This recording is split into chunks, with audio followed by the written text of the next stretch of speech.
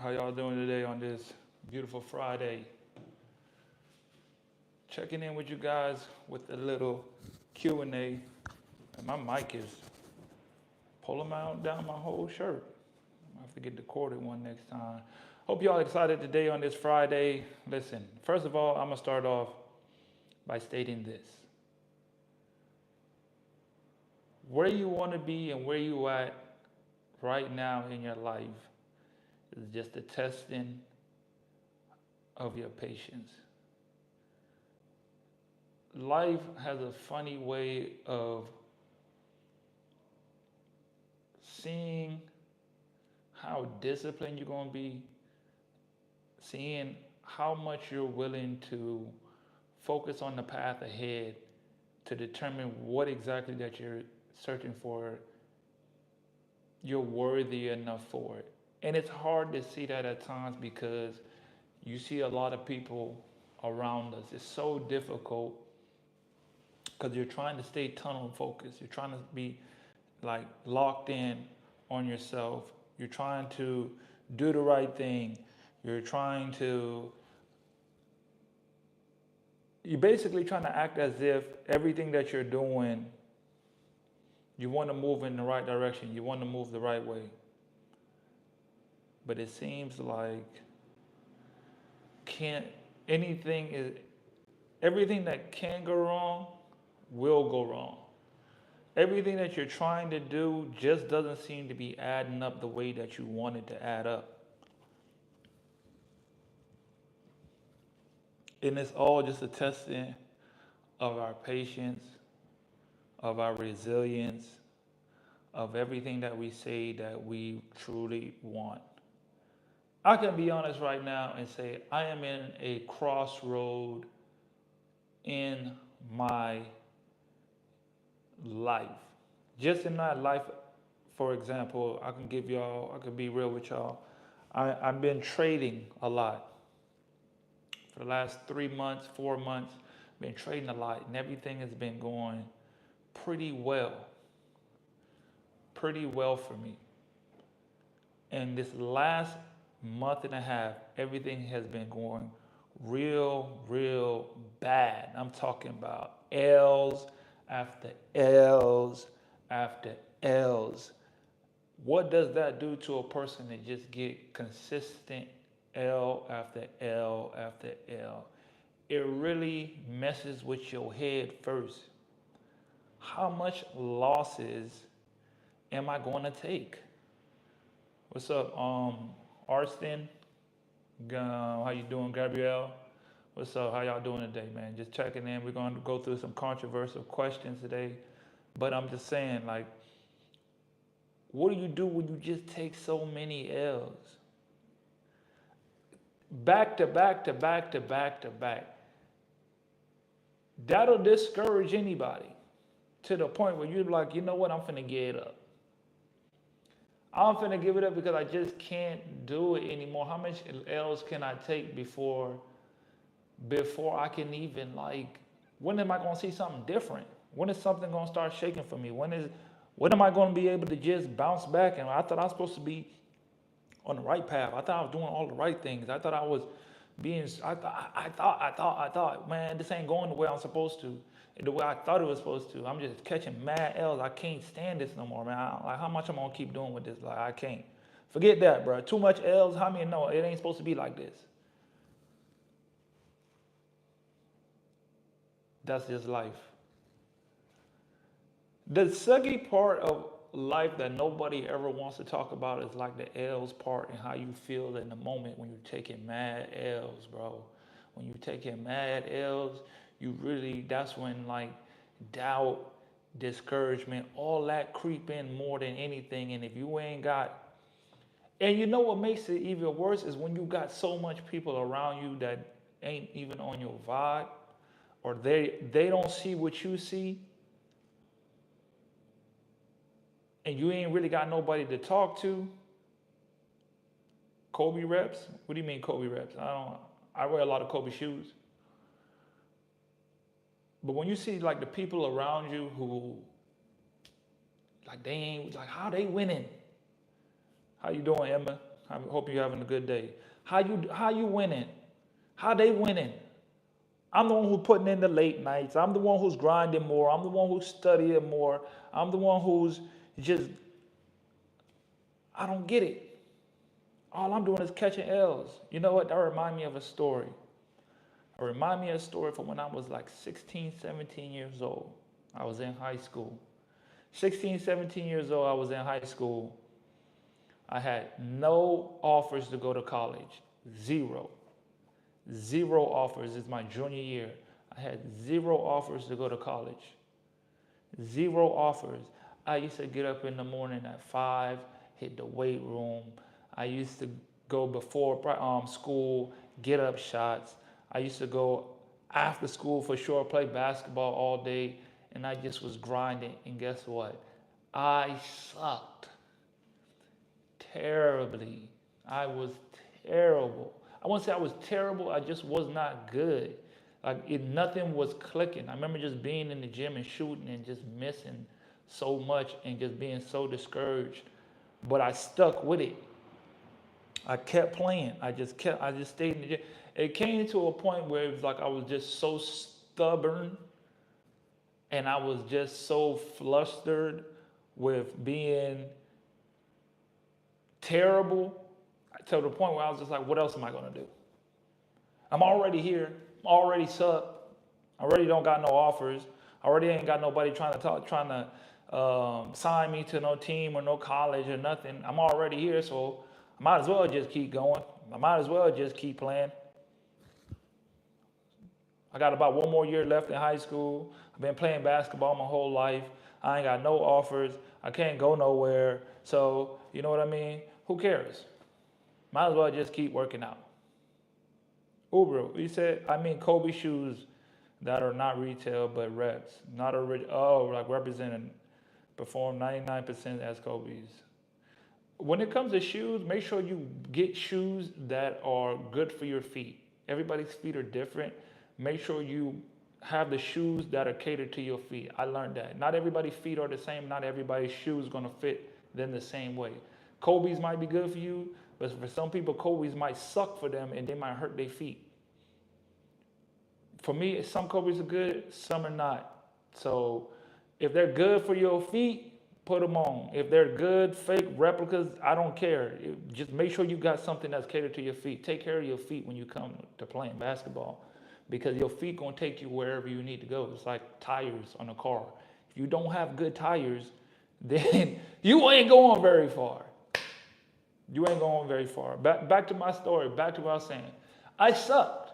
No college offers. Nobody wanted to sign me. And I just stayed in the gym and I just kept grinding. And I just kept grinding. And I kept grinding. And I kept grinding. And I kept grinding. And I got to the point where I was so stubborn and dumb to the point where I was just like, I don't care anymore. I'm just play basketball. When school year's over with, who cares? I'll go to school for some nonsense or whatever. But I'm here, so might as well just keep working out. Till this day, that was 2017. No, 2007. It is now 2025. I'm still playing professional basketball right now over 12 to 13 years later. Out of all the people that was better than me back then, they're not playing anymore. Out of all the people that were high school All-Americans and people I went to college with that were high school All-Americans, all that, they're not playing to this day. So I say all that to say this. When it seems like the worst of the worst that you could possibly be going through and you feel like you're taking all the L's and nobody's watching and it sucks to even go out there to put shots up, to go out there to do whatever it is that you're trying to get to or do, and if you can't, seem like it'll never be obtainable and you just don't know what's going on, that is when you are building yourself up to be and get to exactly where you want to be. It's happening in those moments. It just don't seem like it. And even saying that, I have to go back and tap into those old feelings and old moments and remember, like, yo, remember, all you got to do is just keep working. When you feel like you're as far away as you possibly can be, and it just gets to the point where everything is confusing and it sucks and you're just drowning in uncertainty, that is when you're like strengthening the ties, the life bonds that you need to be able to just be able to sustain where you're going to arrive at. I never thought I'd be playing 12 years professional basketball and still at the top of my game. It never fathomed. I couldn't see it at 17. Dang, I'm 35. That was 16. Wow. Boy, that was 18 years ago. 18 years ago. You don't know what 18 years down the line going to look like. What you do now is going to show what you do or what your life going to be like 18 years from now, 20 years from now. What you do right now. If I gave up then, if I gave up then, if I gave up at 17 years old, I wouldn't have had 7 championships. I wouldn't have played in over 20 countries. I wouldn't have went to school at a D1 college. I wouldn't have just experienced the life of being a professional basketball player for 11, 12 years. I wouldn't have traveled to different countries like Brazil and China and all these places and had all these experiences and lived this life and be able to come up with this network. I would not have had that if I gave up 17 years ago. All-time leading scorer in Chile, all-time leading scorer in the finals, 7 championships, so many MVPs, all this stuff. But if I gave up 17 years ago, it wouldn't mean nothing today.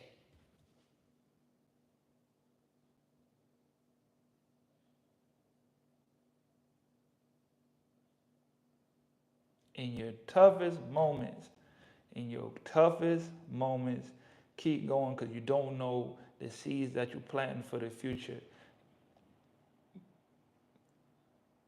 My 17-year-old self didn't know that my 35-year-old self was saying, thank you for being that person back then. Are you the person that's going to make your 20-year-old self proud? 20 years is going to pass by, Lord willing, no matter what you do today is going to determine what those 20 years from now look like. Hey, Esteban, saludos to you too. Duke, yep, the trials and tribulations makes us who we are, exactly. And no one is above your trials and tribulations. It is a part of your life. It is a part of what is going to happen. If you do not have trials and tribulations, then you're not living the life that you're supposed to be living, because it is literally the foundation to what you're trying to be and achieve in this life. I think Argentina basketball I think it's good basketball. I think the league here is very constructed pretty well. They got a lot of good players. The country's huge. They got their own style. It's very guard oriented. They run a lot of system. They're trying to model it after the Spain type basketball. A lot of ball movement. For me, it's just a job. You got to be able to adapt to whatever leagues. When you're playing in different countries, so many different countries, you're going to have to be able to adapt to different leagues. Chile basketball is different from here. And Brazil basketball is different from Argentina. Argentina basketball is different from China. China basketball is different. Linda, what's up? How are you? China basketball is different it's all different. So just your ability as a professional, you just got to learn to be able to adapt. We ain't got into one question yet, but we're going to get cracking. Controversial questions about overseas basketball. First one, is overseas basketball worth it financially compared to staying home and pursuing other opportunities? The only thing I can say about this game,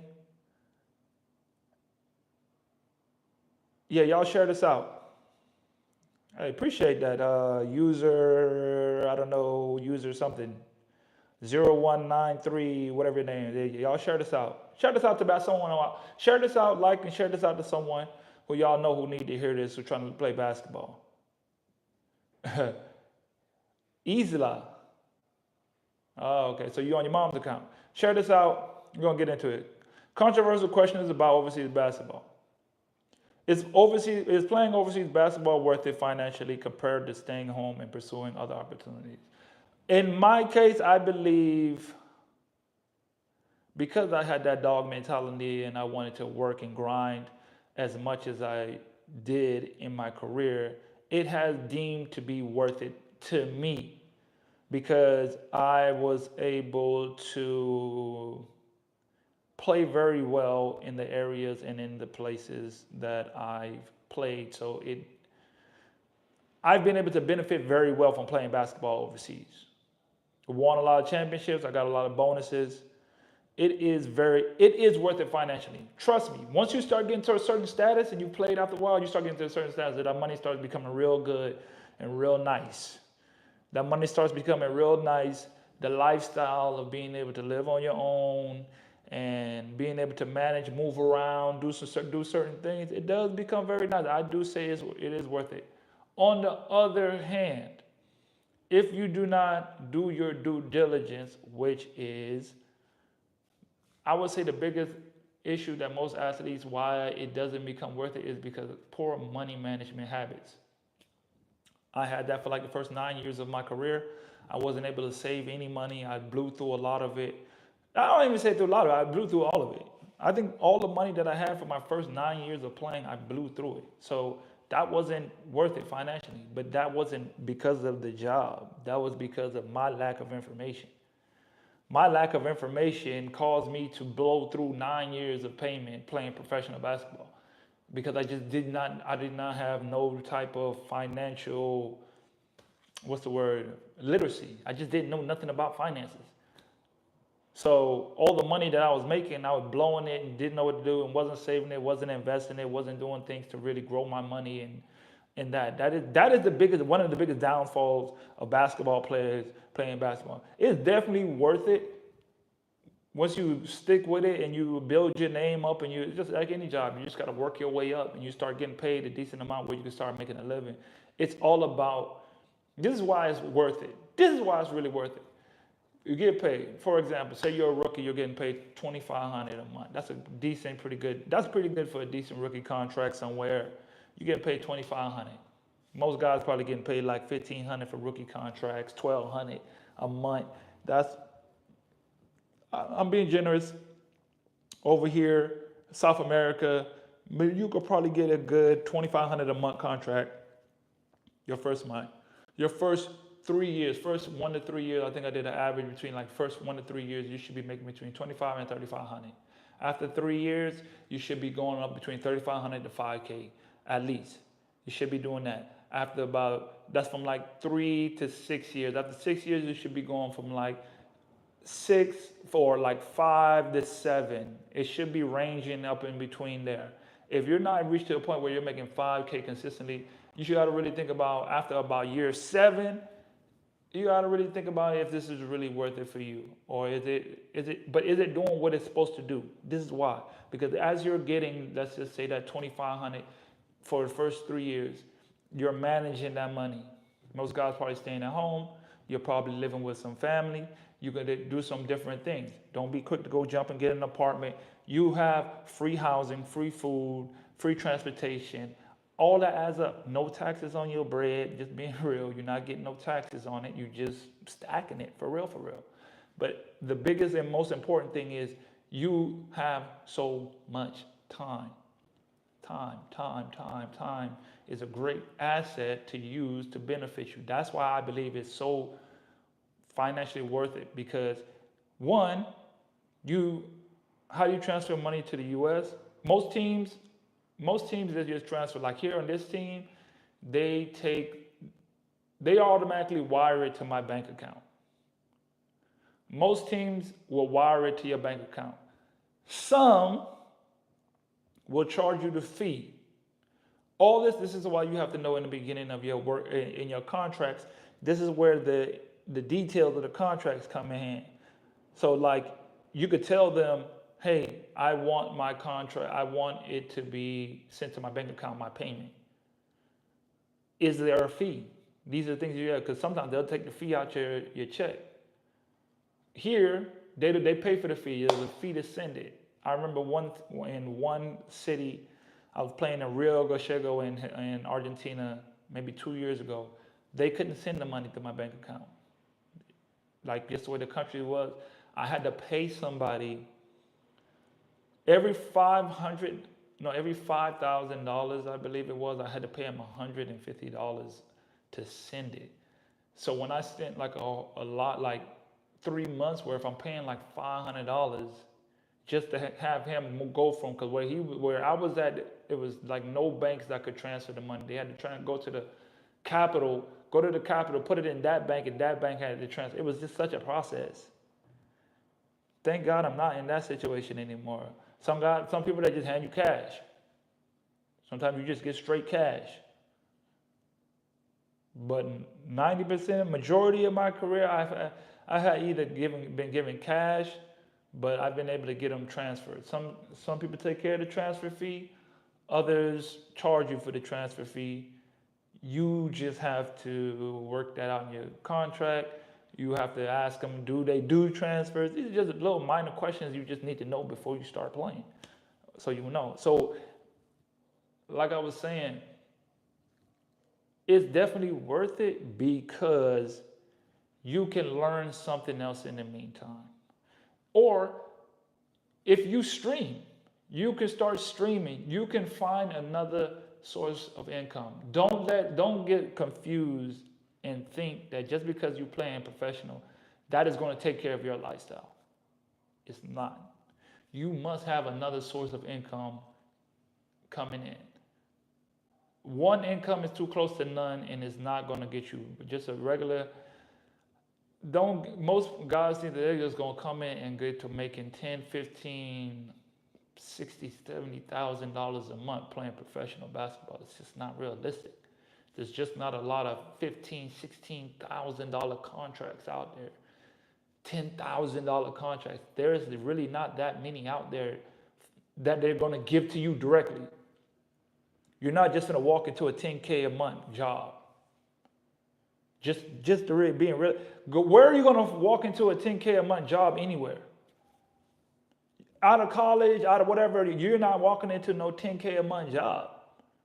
It's very rare. Go to 10 people and ask them if they're making over $10,000 a month. Some families not even making that jointly. So it's the same thing, like it's even worse in basketball. Like you're just not walking into $10,000, $15,000 a month. Exactly. Year 8, I don't know what year you're in right now, but it's a building process. It's a building process to get to that. That's the thing. It's a building process. This is all I'm saying. This is how I see it now. I didn't see it then. All right, say you're making $4K right now, half that, wherever you're at. Let's just say you're averaging 4. We say I just finished college, but I'm going to go for it. I have the master plan. Hey, that you have a plan. There's no way to really benefit from this life without having a plan. This is the part of the plan that I'm talking about. Say you get to making your first couple of months, you're making 2 to 3. You have to start working on something alongside your basketball career. An hour a day. Year 8, you get to year 8. You got an extra hour to work on something that's going to bring you money. Like don't be so caught up in I'm just going to make money from basketball. And I don't, you know what I mean? I don't know what to do. Like I just make money from basketball and that's it. That's not going to sustain you. I'll tell you right now, even the guys that making, I know some, of course I got friends now that's making $10,000, $12,000 a month or whatever. There is a law. You know how the law of gravity, the law of attraction, all of it. There's a law called, I believe it's called Parkinson's law. If you don't know what Parkinson's law is as you make more, your expenses goes up as well. As you make more money, your expenses is going to go up. I'm going to say that one more time. As you make more money, your expenses is going to go up. As I made more money in basketball, I spent more, and I didn't calculate that I was spending more because I just got more. And you just, oh, I'm making bread. I'm good. Feel me? I'm good. I can move around. And then you look up and you praying for that next season. Now that I put you in. Now, see, this is I'm just, and trust me, this is just speaking from experience. Speaking from experience. I would go from having a good year, making good bread, making good money, but since I tricked it all off and blew the money, I gotta be hunting the next job, taking less because I'm just trying to get back to survival.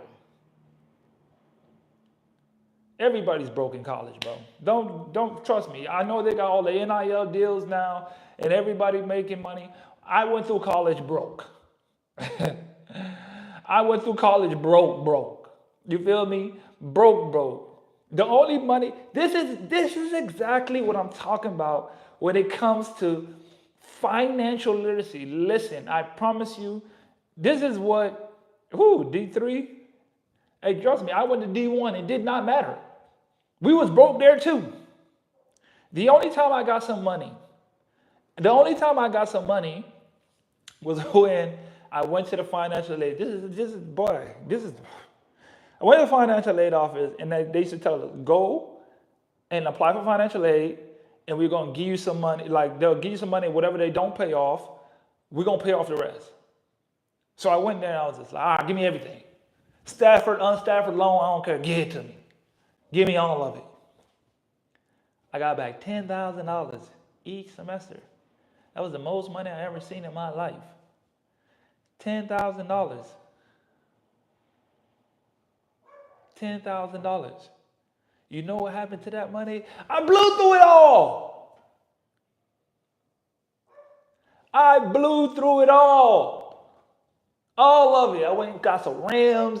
I tinted my windows. I put some 16s, some 12s in my trunk. I was riding around. I'm stunting. I got the new shoes, cardigans, new iPad 2 just dropped out. The Beats had just came back. I went and got the orange pair. Then I went back and flipped and got the blue pair. And then I was like, maybe I want the red. I'm just out here just like, I'm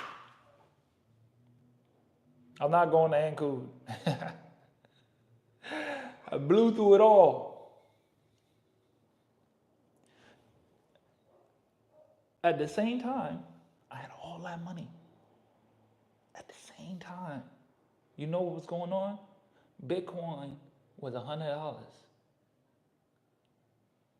Bitcoin was $100. I had $20,000. That was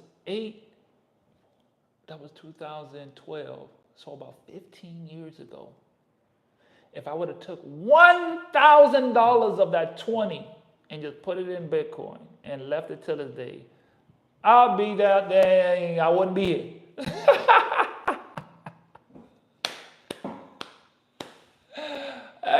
Hey, I wouldn't be here right now, I'll tell you that, boy. Oh man, you feel me? I wouldn't be here right now, you feel me? But that's the oh man. But that's cool. Everything has its way of working out because then I wouldn't be able to come back and talk about my experiences right now and be real with y'all about that situation right now. So my whole point is financial, like, okay, you're making $1,000. Let's use that scenario. You're making $1,000 a month as a rookie. You're making $1,000 a month. Food getting paid for, housing getting paid for, all that. You get $1,000 a month. What do you do with that 1,000? Let me go turn the light on. What do you do with that 1,000?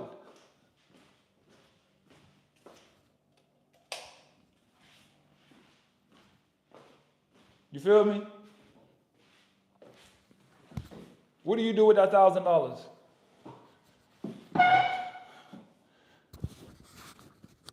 I don't even got $100. I would gladly jump on a plane to play for $1,000. Hey, listen, $1,000 out the gate ain't that bad.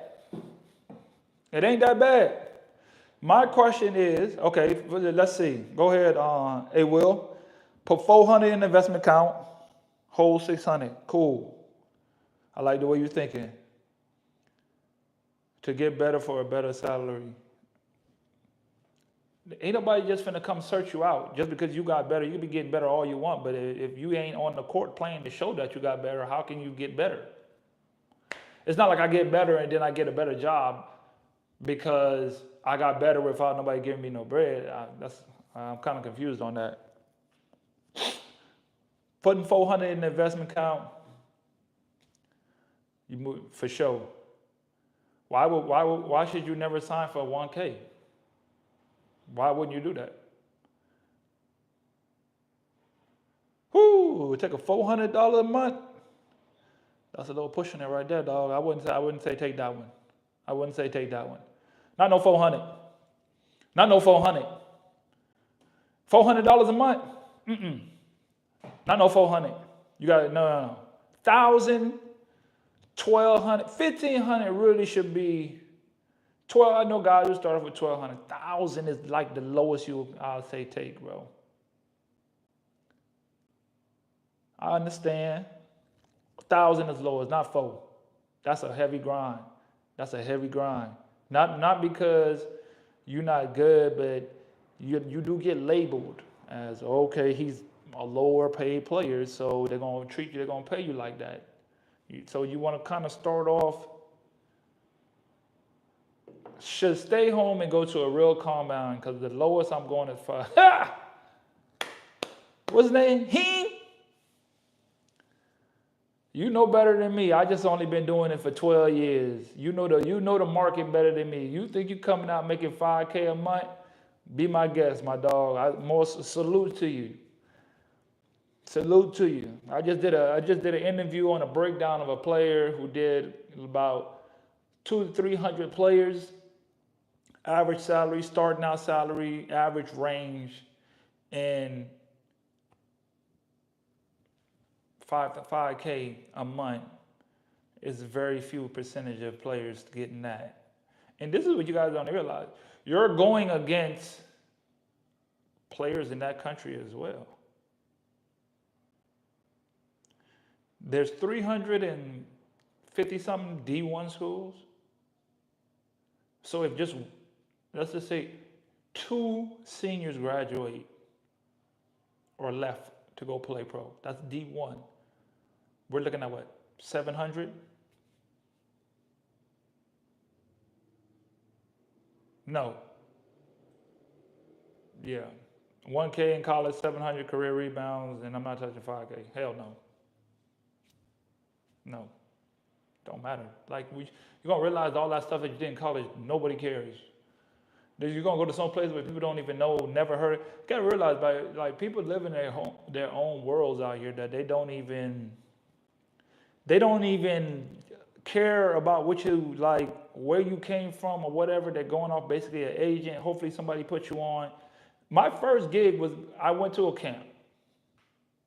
My first gig, somebody had found me an agent. Agent found me a job. It was like for 4K in Qatar. Till this day, I'm like, man, I wish I would have started off there. Had the job. Agent told me since we got a good job,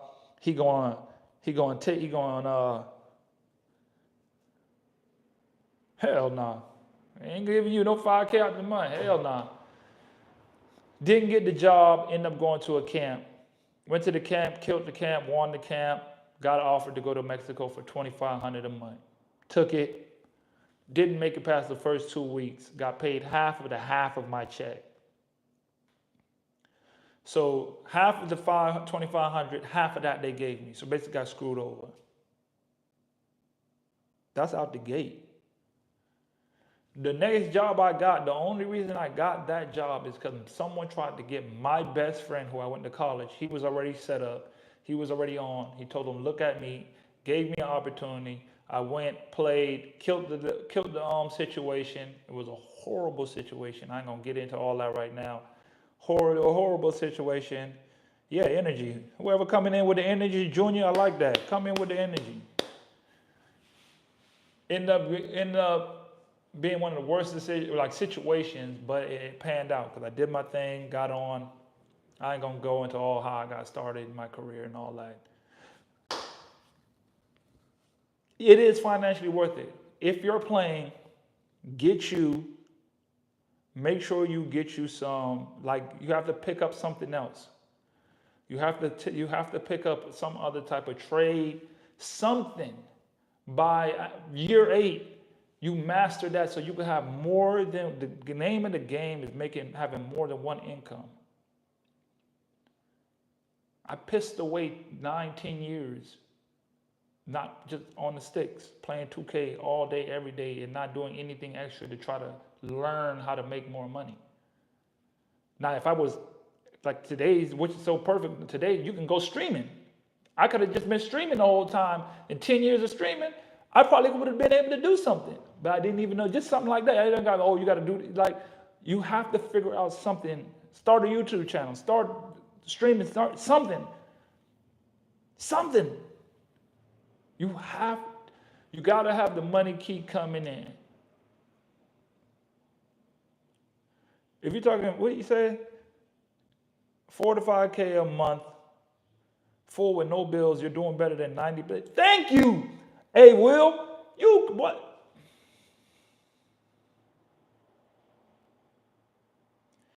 $4 to 5K a month, you're doing better than 90% of people in the U.S. In the U.S. Thank you for making that. You don't understand. You're not getting that.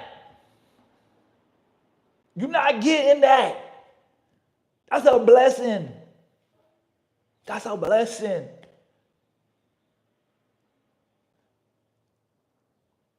I'm telling you, everybody with 5K a month, I can't even go nowhere. I see my brother making money. Shout out to my brother. He work in the mines. He worked from 4 to 4, 6 days out of the week. So you're working 12 hours, 6 days a week. And he paying I think he paying like $1,800 in child support. So a lot of that's going towards that. That's what I got to do. I got to work 12 hours, 6 days a week. I'm cool.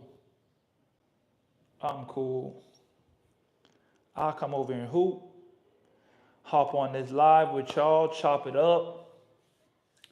Practice was about an hour and a half today. We got some weights in. I feel good. I took a nap. I'm chilling. I'm over here hopping on.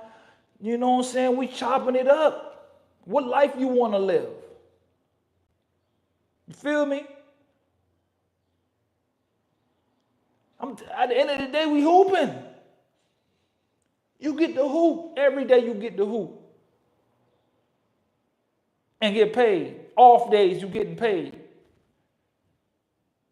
You feel me? You think you finna just walk in you can get there. But the mindset that I want everybody to really understand is how you get there is really determined by just simple management skills.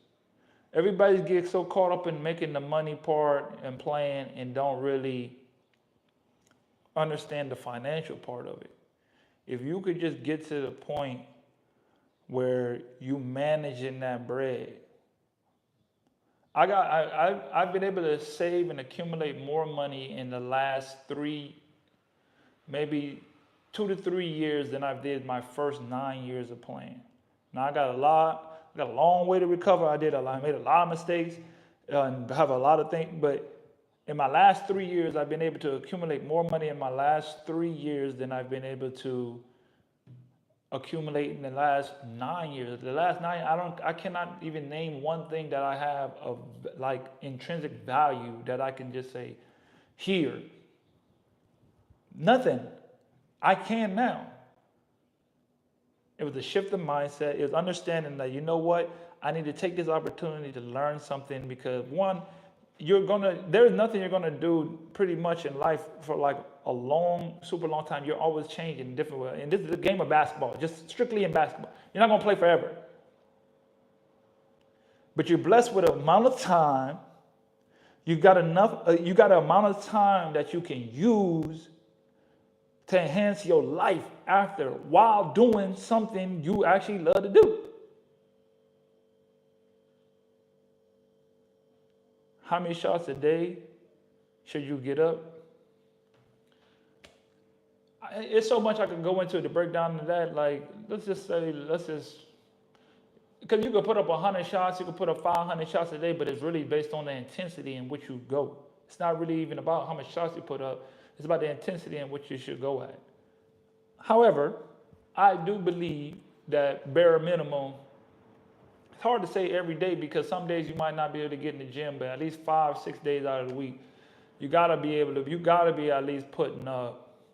If you're just not getting out of college, man, I'll say, bro, I like to make shots. Start off with just making 200 a day.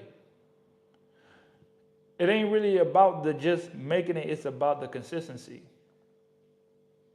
Can you make 200 a day?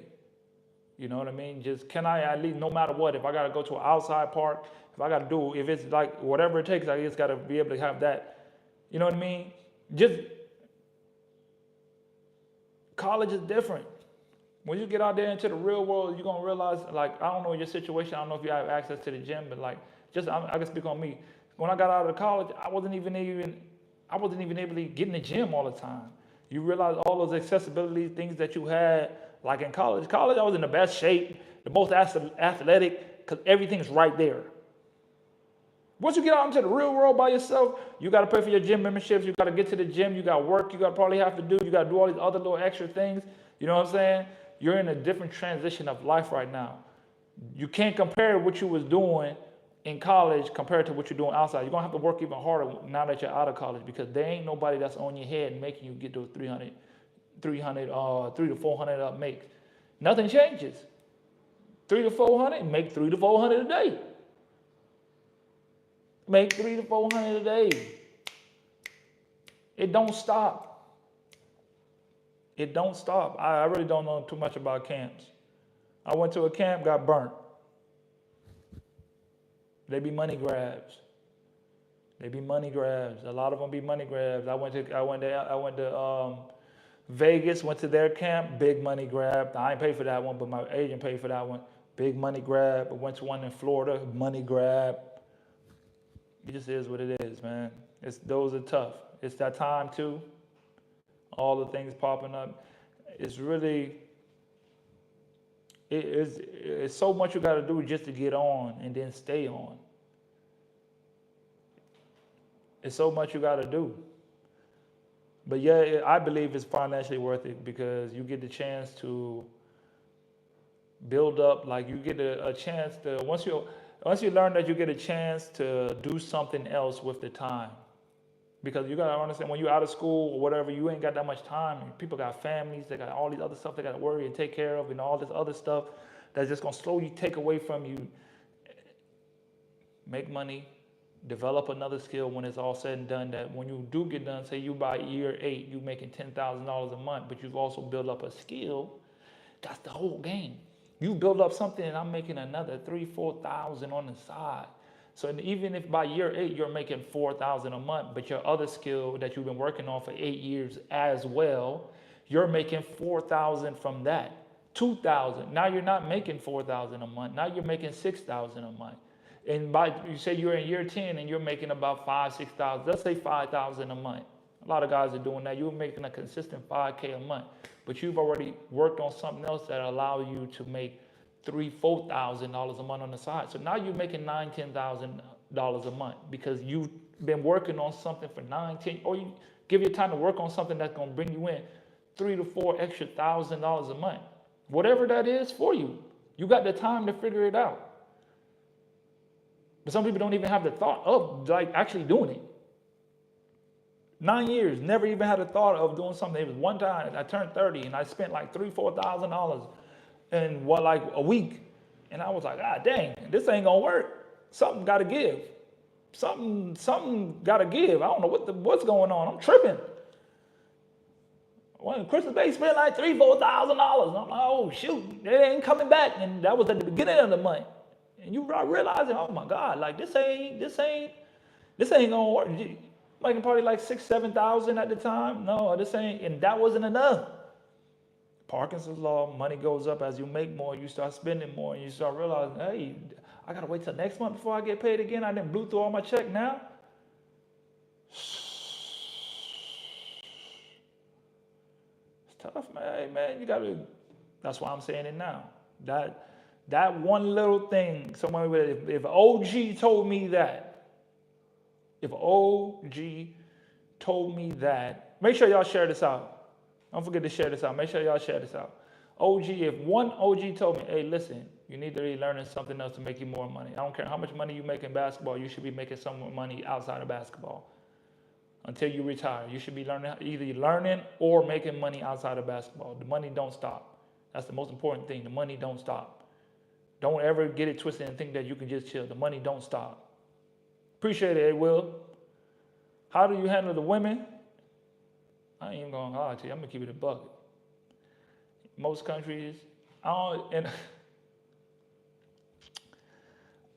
America has got these women. Should I even go on this little tear? I believe the black man is the most loved and the most hated man in the world. I believe the black man is the most loved and hated man in the world. They love you so much that they have to grow this envy of hatred for you because of how great you are. And I'm not trying to say that to put down any other person, any other group. I'm just talking about my experience as a black man in life. I've traveled over 20 countries. I'm working on my third language. I could speak two. Yo puedo hablar español, porque yo estaba en Sudamérica por muchos años, entonces yo puedo hablar español. And the treatment that I get overseas compared to how I get in the States is so like life-changingly different. They love you overseas, man. I was in Bangkok, played in Bangkok in Thailand, and I witnessed it with my own eyes. Guys who come in not focused, you get caught up in that lifestyle. You start spending that bread. You start going out every single night because you free. You in a party, turn up, you going, hey, you got to be locked in. I'm not going to say my whole career I was just locked in. I told you, I was just playing the game and doing all this other stuff. I'm older now. That's why I'm trying to let y'all know now before you get out there. I'm older now. I've been through it, you know what I mean? Like, I have my fun. I still have my fun. But I'm locked in now. I understand a lot more now. You know, just life and experience is going to teach you that. It's going to teach you that. I've been through and had a lot more. I just been through way more experiences. I wasn't just focused all the time. I learned how to manage my lifestyle while having a good time and not doing that. But in the beginning, not focused. Like I was just out there hooping and stuff. That's why I was broke after, you know what I mean? 9 years with nothing to show for it. We've been on here all the time and I only got through one question. Second question, does overseas teams exploit players with low... See? Does overseas teams exploit players with low salaries and difficult living conditions, or is it part of paying your dues? Do they exploit you with low salaries, difficult living conditions, or is it part of paying your dues? I think it's part of paying your dues, man. It's part of paying your dues. Like I started this whole live. Just like how I started this whole live. Life has a way of testing you and pushing you in places and things that will make you really question, do you really want this? My first year, I went to a tour, lost all my money, didn't get signed. Paid for another camp, went to the camp, played for 2 weeks, got fired, got traded, had to travel around Mexico for like 15 hours on a bus just to get sent back home. Went to Colombia, guy never paid. He paid us half of our first month, didn't get paid the rest of the 3 months, was stuck, nearly had the owner ran out on us. My mom had to give me money to fly back from Colombia. Went to Saudi Arabia the same year. Went there for a week. Got cut. All this happened in my first year of trying to play professional. I was put through the fire to really decide, do you really want this? I paid my dues. Got cut so many times. Left stranded. Traded. In different countries, culture shock, all in the first year. Contract, got it, lost the contract, went to a tour, used all my money, didn't work out, go to another camp, get cut, go to another situation, get stranded, no food, no water, no money, the owner ran out on us. Are you really how many people gonna bounce back from that? Go to another country, I'm flying from Colombia to America, Saudi Arabia, just to get cut and come back home a week later. That, bro, can you handle that? And still get up and be like, yeah, I'm gonna give it another shot. I'm gonna give it another shot. I'm gonna try again. I'm gonna go after it again. Think about it. My mom said you need to quit. You need to go be a waiter. Waiter. You need to quit. This life ain't for you. My mom, the person I love, who loved me to death, told me you need to quit playing basketball. You need to quit. You need to go get a job. You need to go be a waiter. It's waitress season. Go get some tips. Go get some tips. It be the people the most closest to you who love you the most because they just don't want to see you hurt. They want to see you they don't understand the path that you're trying to take. They don't understand it. So just in life in general, once you are you willing to just basically grind out for the thing that you say you want with all the L's? That's L after L after L after L, to the point where you just be like, I can't do this. You really feel like, bro, there's no hope. There's no hope. There is no more hope. I can't go on any longer.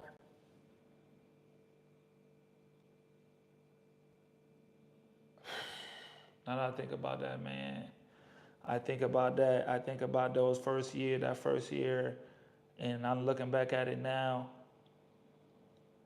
All I could do is be grateful. And that first year was so tough. It was such a grind. I remember that last year. When I went to Saudi Arabia and they cut me after a week. It was like the straw that broke the camel's back. I was on that plane coming back. I swear I must have cried the whole plane ride back. 8 hours from London. I must have cried the whole flight back. I just laid there. I had the whole roll to myself. I just laid there, put something over my face. Dog, I just cried for 7 hours straight. I just cried. I'm like, bro, how much? I can't do this.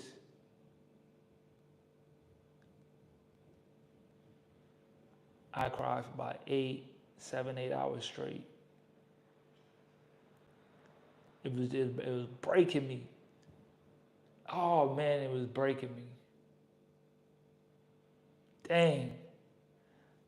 On the other side, We never get to see what all that in the mix, all that turmoil, all that you go through, what's it creating in you for the person you're going to be. We don't see what all that is for in the moment. In the moment, it's too much. In the moment, it's too heavy. In the moment, you feel that real, that real pain of wanting something so bad, and there is absolutely nothing going your way to get it. Nothing. And still getting up the next day and going after it again.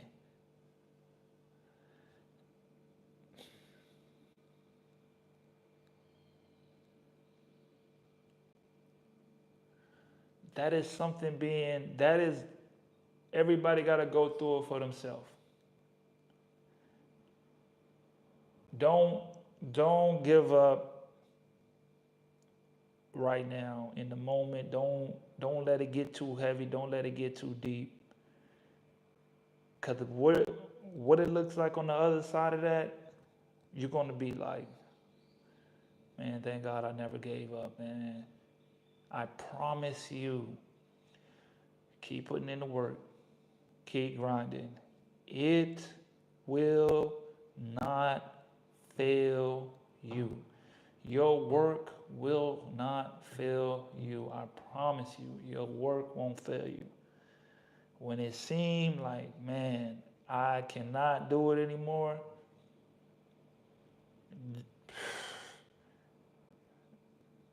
just keep grinding, family. Moving on, man. Next question. Did I even answer that question? Do overseas teams exploit players with low salaries? They're going to get you for the low. Or is it just part of you paying your dues? I think it's just part of you paying your dues, man. You just got to pay your dues. Everybody got their trials and tribulations they got to go through in this life. Everybody going to have their story. You got to pay your dues. Is it harder to adjust to cultural differences or the playing style overseas? Ooh, is it harder for the cultural difference? The cultural differences is mad crazy. Food is different. Like, I don't like to eat late. 7 o'clock, 8 o'clock max, I like to be eating, grubbing in bed, like done eating. I don't like to eat super late. I'm in Argentina right now. They like to eat at 10 p.m. at night. We got a team barbecue. It don't start till 10 p.m. I'm not trying to eat. That's just when it starts. We ain't even talking about when they're going to start cooking. That's just when we getting there. So we ain't going to start eating till midnight. That's a cultural difference that you got to adjust to. Playing style, as I've said before, every different country have a different playing style. Some calls they're going to call in one country is not going to be the same what they be calling in another country. They're different. It's different play styles. Very much so different play styles. Very much so different play styles that you can adapt to.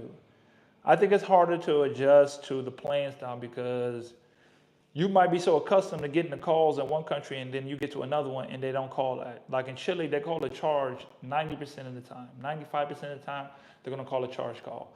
In Argentina, I don't think I've seen one charge call this entire season, and we've already played like 30 games. It just doesn't exist. Physicality be different. It's just the physicality just be different in different areas. Like they might call certain things. They might let you check. They might let you do a lot of different things you might not be able to do. It might be faster. It might be slower. So that's part of being a pro, being adaptable. You got to be able to adapt to new leagues fast or you're not going to last in that league very long. It's not that you can't play, but your play style just don't fit that league. And if it don't fit that league, they will get you up out of there. That's a fact. Why do some players thrive overseas while others struggle and quit within the season? because they can't adjust fast enough. Most people can't thrive or get the best out of a season because you can't adapt fast enough. You got to be able to adapt fast enough. You have to. In order to be able to have a long career that's actually worth it and you can actually get something out of it, you got to be able to adapt fast enough. Adapt to roles, adapt to cultures, adapt to situations, travel, food. That's outside of basketball as well. You have to be able to adapt to different situations because a lot of times most people come to a different team in different situations and they only look at what they're used to. Well, I'm used to this playing in America. You're not in America anymore. You're used to probably getting the ball all the time.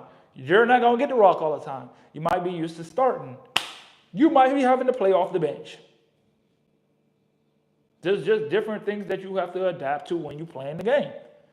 It's just like that sometimes. It's different things that you have to. The reason why most people struggle and it don't even be that they struggle and quit. They get cut and sent home because you're not able to adapt fast enough. You have to be able to adapt fast enough when you're playing overseas, or you're not going. You're just not going to be able to last long in a season. Are overseas leagues becoming more competitive than NBA G League? I don't think so. The G League got so many talent that's coming from the NBA, and then they just get their guys, they bring them down, and they play. It's not like the G League back in the days. It's not even the G League, no. Is it still called the G League? Yeah. Well, the league is very, very, very much different now. There's a lot more guys that's coming from the G League that they just bring down so they can still get some reps and they can still play.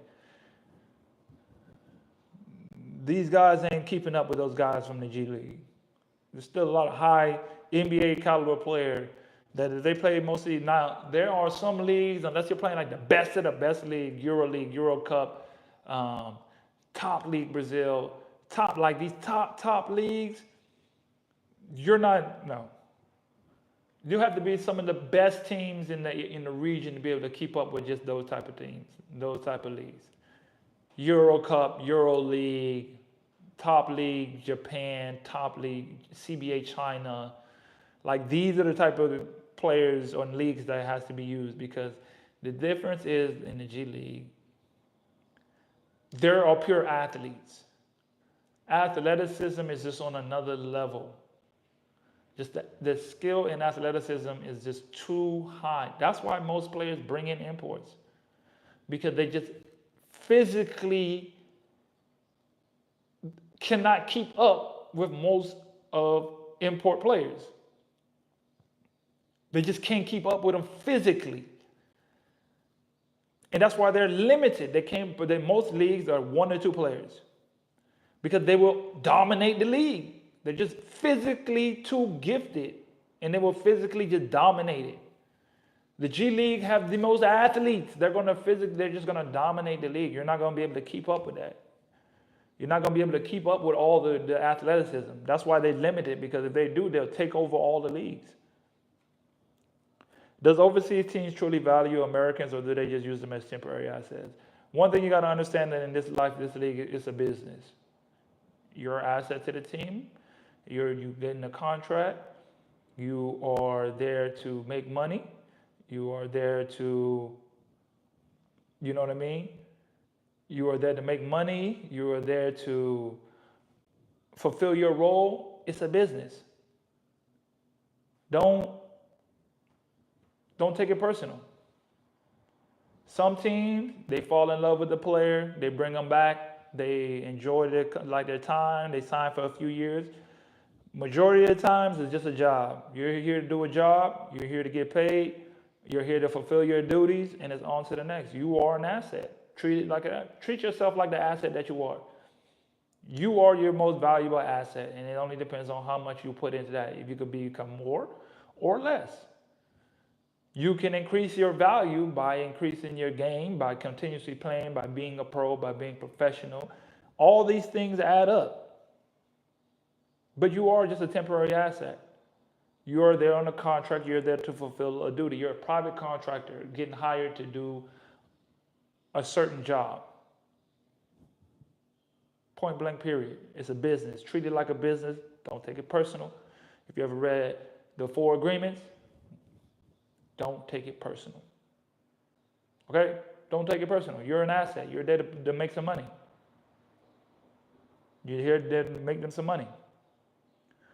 What's the truth about lifestyle overseas? Luxury travel, fan fame, or isolation and homesickness?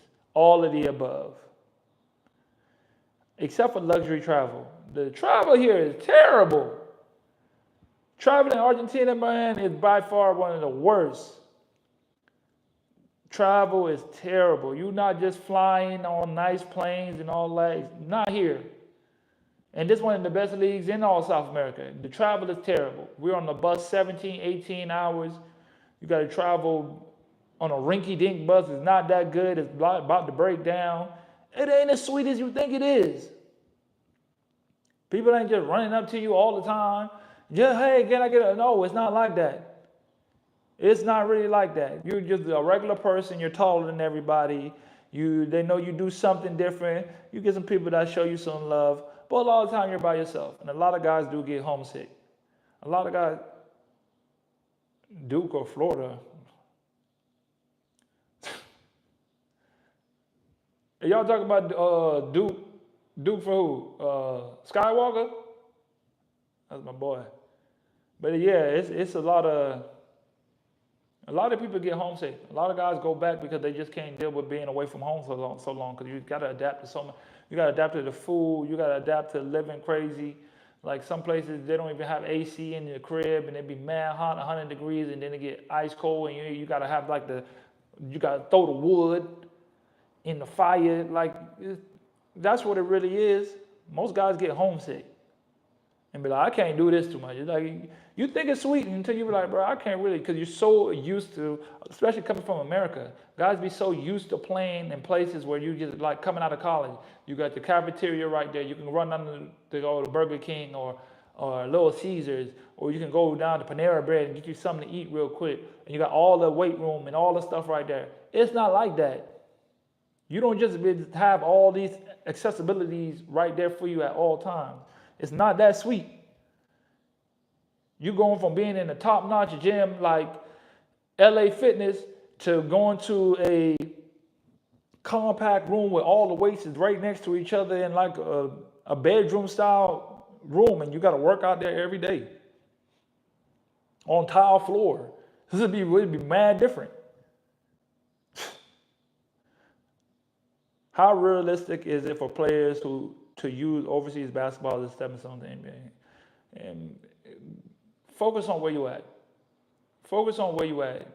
There aren't a lot of guys going from overseas to the NBA. If you're overseas, focus on building your career overseas. That would be my advice. Wherever you at, focus on where you at. One of my coaches, when I played, I think it was like my 3rd or 4th team, and I was just looking at the league like, this league's some trash. I'm better than this. I could do way better. All this, like I was just on that type of time. He told me, whatever stage you're on, that is the biggest stage that you're at. Treat it like that. Don't be looking at the stage that you're playing basketball and be thinking about another place. Keep your focus on where you're at. That was one of the best advice I ever got from a coach, because I was smelling myself and I was thinking I was better than what I am, which I was still a good player, but I was just not locked into where I am. Wherever you are, that's your NBA. Whatever stage you're playing on, high school, college, minor league, whatever, that's your NBA. Treat it like it, because you're going to be trying to like, I'll act like this and I'm going to do this when I get here, when I do that. No, treat it like it's the biggest stage that you ever played on, because it is at that moment. Treat it like that. You will get more out of it. You'll be able to shine more out of it because your whole mindset going into it is different. Don't be looking at, I'm going to go here. No, treat wherever you at. And then that will be able to give you other opportunities. Dominate every area of where you're at. Make it known that you dominated this area. You did what you're supposed to do. You needed to do. You grinded and you did everything that you needed to do in the area that you are to go to the next level, to go to another one. Because you're going to be thinking, this ain't the NBA, and then you don't hoop there, and then it don't even give you an opportunity to go play somewhere else. So don't treat it like that. Treat it like this is the stage. This is the biggest stage. That's what I would say about that. Are contracts and promise made by overseas teams trustworthy, or are players frequently misled? You're frequently misled. I'll tell you, to be honest, a lot of teams don't honor contracts. It's one of the biggest discrepancies when it comes to basketball professional. A lot of teams don't honor your contract. They're going to pay you late. They're not going to pay you on time. They're not going to do what they're supposed to do on their end. I've seen it too many times. Too many players do not get their money. Too many players do not get their stuff on time. They don't get what's in their contract. And a lot of times, most players can't do nothing about it. They can't do nothing about it because you know what? What you going to do about it? Most of these teams have been around 100 years, 70 years. You're just a player that's there for 3 to 5 months. They don't care about you. There's a lot of times players believing that, oh, well, I'm going to do it. Even going to court and suing the team. I seen a guy, he left the team or he got fired from the team. He got fired from the team and they didn't pay him his money. He did something in practice. He left practice. He broke whatever, but it wasn't valid enough for him not to give him his money. He still worked for those 2 weeks of his money, half the month. The other half of the month, he wasn't going to get. So they should have gave him his money and they should have fired him and sent him home. They didn't even buy his ticket home and they didn't give him his money. All because he walked out of practice. That's tough. That's not honoring the contract. That's doing whatever you want to do because you know you can get away with it. And guess what? That happens a lot. Matter of fact, they did it to 3 players. I'm surprised they didn't do it to me. I was the only one who was left standing, but they did it to 3 players. I seen them take money from 3 different players. And nothing happened to them. Nothing. Is social media presence more important for overseas players than actual performance on the court? Hell no. I don't care how good you is. You could show all your highlights. You could do all that on social media and post every day. I'm big on social media and posting and representing myself and building my brand and doing all that. But if I'm not hooping out there on the court, it don't matter. This ain't ball is life. Ball is life, you can be BS because it's all about clicks and views. Once you get overseas, you step on that court, they want performance, results. You can look good on film, but when you get there and you're not doing what you showed on film, you're going to get up out of there. And they're going to talk to another team and they're not going to pick you up. So don't think just because you like hooping online, you're not going to hoop when you get to wherever you're going. No, you will, because they're going to see it. You can look as great and, oh man, he does all this on social media, and then they get you and then you're not doing that. They ain't gonna care what you're doing on social media because they're just gonna, every player, all the teams, they're gonna ask and call the last team or contact somebody that knows the last organization. And if they asking, oh, does he do it? They're gonna ask, oh, is he like this and that? And if you're not, they ain't gonna care about that because they're gonna do their due diligence too, and they're gonna talk to other. I went to a team. A coach said he talked to 7 coaches about me, and this is after playing for 10 years. 10 years where I think maybe 2 coaches in my entire life I had an issue with, and they end up getting fired. How about that? But even with that being said, they still reach out to like a lot of other coaches, individuals. They're going to look, do their research. So don't think just because you got a big following and what you do on social media is like popping. They're looking for results. So you have to perform once you get on the court. It doesn't matter what you do on social media. There's a lot of guys who in Baller's Life look real good, look real nice, and then they get onto a pro set on the pro stage and feel that pressure. You see what real high-level basketball is, real intensity, when people have a scout on you, a defensive scheme. It's different. It's different. Listen, man, that's all I got for this live today, man. I hope you guys enjoyed it. Make sure you guys share this out. Share this with someone, man. Appreciate it. 10 controversial questions. Hope y'all got a little bit of more information about just overseas basketball. Man, I appreciate y'all. Y'all have a blessed weekend. Stay out of trouble. Breathe, meditate, pray, excel, grind, love. Till next time, man.